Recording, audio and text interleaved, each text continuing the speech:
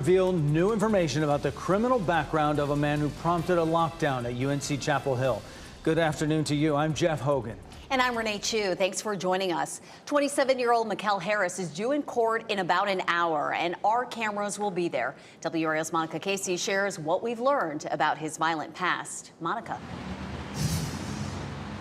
Chapel Hill police had outstanding warrants on Mikkel Harris from earlier this month in a road rage incident. He now faces 3 additional charges associated with yesterday's lockdown on UNC Chapel Hill's campus. One of those is a felony charge of having a gun on educational property, and 2 are misdemeanors: assault by pointing a gun and communicating threats. Those arrest papers from yesterday's incident say Harris assaulted a man at the Graham Student Union by pointing that gun at him and threatening to kill him. UNC students have shared stories of running from that busy area and taking shelter.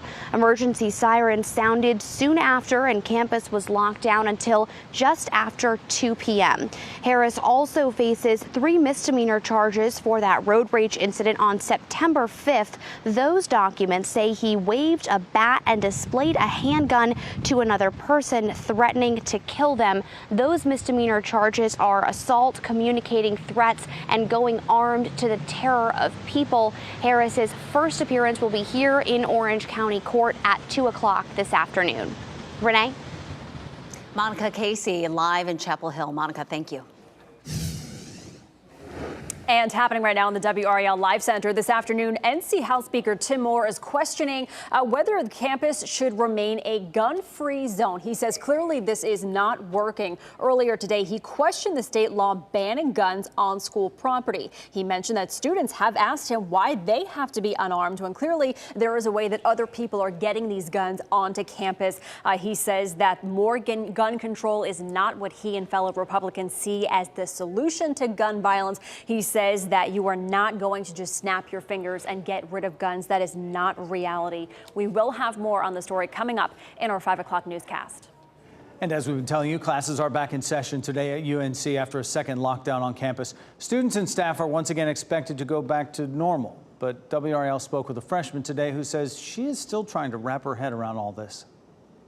It's kind of hard. Like, can you really cope with this, like that this is our reality? I feel like it's not really like processing fully, because how is that supposed to process? Because this isn't what it should be. Counseling and psychological services are available to students who need support during this time, or you can call the number on your screen to talk with a mental health professional, 919-966-3658. When we are not on the air, you can also find the most up-to-date information on WRAL.com and our WRAL News app.